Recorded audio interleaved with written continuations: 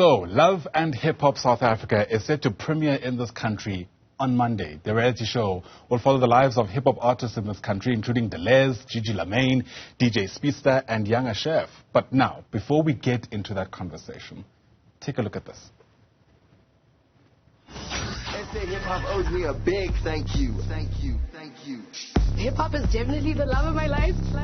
Hip hop in SA is born again. I would never date a hip hop artist. I'm born for this. The hip hop culture stuff is just really toxic. Hip hop will never die. We are the force. We don't force nothing. Ah, there you have it. Really a snapshot of what we can expect. Let's bring in some of the cast members. I already spoke about DJ Speedsta. He joins us via our video link. Molley is also with us through the same platform.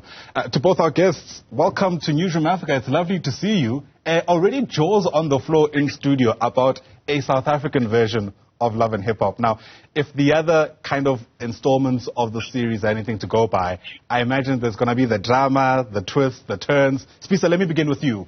Why be part of this project? Good morning, first of all. How's everybody doing? I am part of the show because I'm hip-hop. I really don't know what more to say. When the call came and they said we're doing Love and Hip-Hop, I said, if it's hip-hop, I'm in. Sure. Molley, was it that simple for you too? I mean, all for the love of hip-hop, essentially? 100%. Ever since I was a young kid, I used to watch reality shows with my sister, all these like girls ones, and I always wanted to be in one, man, since a younging. So when I got the opportunity, I was like, hell yeah, let's do it. Yeah. Let's speak about the experience, though. I mean, Fifi Cooper's meant to join us. You can see that's why there's a blank screen there. Hopefully that does happen. But whilst we've got the both of you on, I mean, speak to us about what it actually takes to pull off a project like this. Because on the one hand, let's face it, there are individuals who are going to watch for the sheer entertainment value of seeing you guys reach your goals, fail in some instances, and have a run-in with the people you love. But for you, it's a bit more than that, isn't it, Speedsta? Yeah, 100%. I think the main thing that really got me doing the show was when they said to me, look, yes, it is about love and hip-hop, but it is also about your life, you know. So the love could come from in different ways, rather. It's not necessarily me being with a partner. The love could come from my friendships with my friends, or the relationships with my parents, or the relationships with my dog. Like, you never really know, you know. And they kind of gave me like that open creativity and freedom with the show, and that's kind of what got me into it. It's not necessarily, you know, when people think love, they always think boyfriend girlfriend, or girlfriend girlfriend, or boyfriend boyfriend. But love comes in all types of forms, and I think that's what I found really interesting, because I show love in different ways, not necessarily one way. And I'm also glad that people can see me in TV in a different light, not me presenting a music video, or not me presenting an artist, but rather just seeing my real life. Yeah. Molley, I mean, speaking about people viewing you in a different light, it's always so much easier to showcase your achievements when you're bashing through those walls, and in many ways feel like you're actually working towards your self-actualization. But it's a bit difficult to be as open about your failures, isn't it?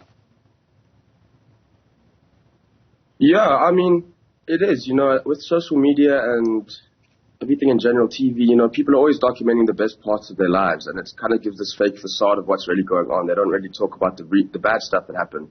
And I've always been very vocal on speaking about the bad stuff. You know, I don't only show the good parts of my life, I also show the bad side, just to have people relate and see that it's not all roses and daisies, you know what I'm saying? It's stuff happens in real life. We all get affected. We're all human. And if I can go through stuff, I can show other people that they are able to go through it as well, and that they're okay to go through it. It's normal, and that it's possible to make it through. So with this show, I wanted to showcase a lot of my real life, you know, give people a different side of me. That's not just all the superficial stuff that they just see on the internet, and they get this certain idea of me. You know, there's a whole lot more to me that I want to show with the show. Yeah. And how easy is that to do? Because inevitably you're always going to have situations where there are other people who you're going to have to involve in something like this who may not have ambitions of being a part of a reality show like Love and Hip Hop. Speedsta.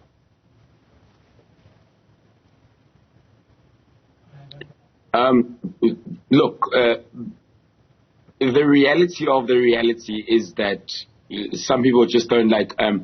For instance, I happen to meet someone a couple of weeks into the show, and it's a real relationship, and she is not ready to go on camera just yet. But she kind of knows that we kind of have to show it on camera as real as it is. So it's a very a tricky but fun one, because it's like, are you lying to us or is it really real? Kind of a vibe, which I think makes it more interesting. And I think the main thing which makes it the most interesting is that we're shooting as we go. So, you know, by episode 8, you could see a whole different J Molley, a whole different Speedsta.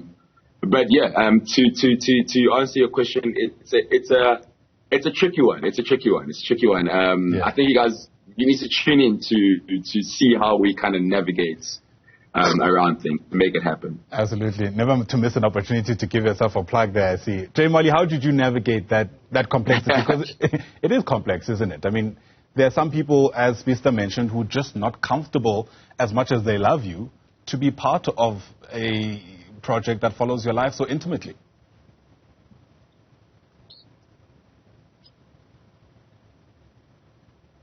Molley, did you get that question? Sorry, wait. Was there a question? Yeah. I was asking how you navigated the same issue, this idea that there are people who are very intricately involved in your life but don't want to be part of a project like this. It hasn't really been a problem for me. Most of the friends that I have and the people I surround myself with are part of the industry. You know, I like to surround myself with people that are on the same mission as me. So most people are comfortable to be on camera. It wasn't really an issue for me.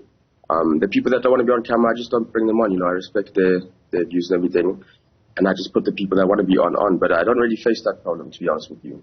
Must be nice. And Speedsta, we started by speaking about the big ambition around this particular reality show. For you, it was about elevating what hip-hop is, what it's become, perhaps what it used to be in this country.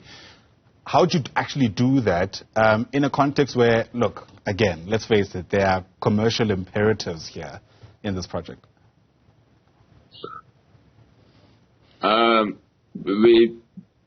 We do it just by being hip hop. We do it just by being. I always say hip hop is it's not a phase. It's not a genre. It's a cult. It's a culture. It's something that you live by.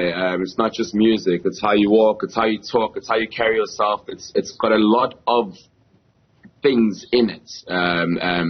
And you could be doing Bacardi, you could be doing the most popping thing, whatever, but you still see a lot of hip-hop in what people do. So the problem with South Africa is that we're very fickle. So when something is not popping, when suddenly you don't like it anymore, oh, we don't like hip-hop, hip-hop is dead. Hip-hop will never die, you know. So I think, for me, I have a lot of respect for Paramount, I have a lot of respect for Viacom, I have a lot of respect for MTV, I have a lot of respect for Love and Hip Hop for doing something like this in the state that hip hop is in, you know. If I was with my friends on the streets on my skateboard, I would say it takes a lot of to do something like this. But since we're on the news, I'll say I actually don't have the words. But